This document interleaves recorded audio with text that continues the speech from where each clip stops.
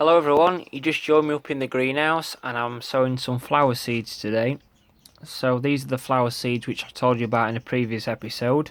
I got them from Aldi and they're called the Creepers and Climbers collection. They're only 99 pence. They range from lobelia, nasturtiums, sweet pea, morning glory, hollyhocks, alyssum, Livingston daisies and campanula carpatica. So basically it's just a bit of a ground cover and provide some nice colour into the allotment. I don't usually grow flowers, so I thought we're a better way to attract some bees, as you know, we appear to have a bit of a shortage of them each year, so hopefully we can get a few back coming into the allotment, a few insects, and then at least I've got something to attract to, and also it provides a nice little colour, a bit of scent also, and it's not just the beige or green of the vegetables. So as you can see, they're all in there at the moment. There's only 7 rows, but there's 8 seeds, so I've not put any sweet peas in that collection because I've planted plenty of sweet peas, so I've put everything else in. But so they're all ranged from different things. You know, you've got your nasturtiums just there, then you've got your hollyhocks in there, your morning glory in there, and then your smaller seeds all out there. So I'm just going to cover them over, give them a little bit of a water, label them, and that'll be it for this particular section. Another task I've got to do now is I'm potting on some of the beefsteak tomatoes. They're getting too big for these pots now, so I'm going to put them into some bigger ones, those black ones there. Also the pumpkins are coming up really well, as you can just see in the foreground. And then I've got the squash, cucumbers, and only 1 out of 8 of the courgette has come up, which is surprising. I don't know why or how, so I need to get on with sowing some more courgette seeds. So I'll just get these potted up then. That's another job to complete off the list. This area is where I'm going to plant the new potatoes, variety Pentland Javelin. So I've blasted it over with rotavator, made it nice and fine so I can get it planted and earth them straight up straight away. There we go then, finally finished. 2 rows of first early potatoes. So as you saw on the time lapse, first of what I did is I dig a little bit of a trench about 3 inches deep, and basically in that I used a bulb planter to cut my holes out, and I dropped 1 single potato in each hole.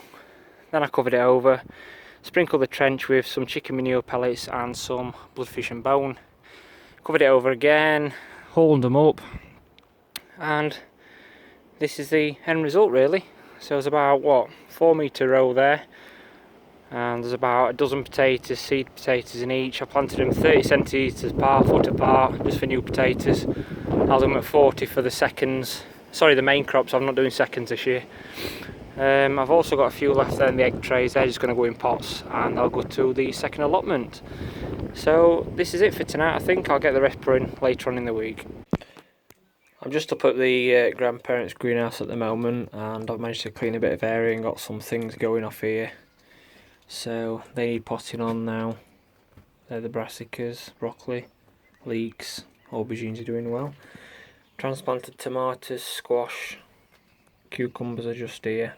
Got some melon going in the back corner there. The lettuces and the red cabbage are coming up there. More pumpkins and some collies. I've just got a few flowers there. Morning glory, hollyhocks, nasturtiums, daisies, but to name a few.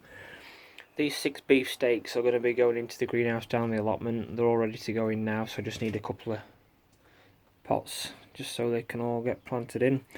And I'm just in the process now of sowing the sweet corn. Now what I do is I get these deep cell rooted trays here, about 3-4 inches deep. It gives a real good root ball, and I just put each seed on the top and just push it down, probably about ½ an inch just below the soil like such. It's a nice little job just to do like this. The weather's terrible today, it's raining yet again. Seems as though we've had a couple of days of spring and hot weather, and now we're back to the usual. But it's quite cold. It's only 9 degrees outside, but it's about 16-18 in the greenhouse, so it's not too bad. So yeah, just a nice little job to do on a poor day such as today really. I've got another one to these to do today, so they're all ready now, just down there to plant. And I'll just give them a cover over and give them a good watering, and hopefully they should be up within a couple of weeks. Okay, it's about a couple of weeks now since I last did a bit in this video, so it's all spread across about 4 or 5 weeks worth of footage. Anyway, in that time I've managed to get the beefsteak tomatoes all planted in, and they're about a foot high now and they're doing absolutely fantastic.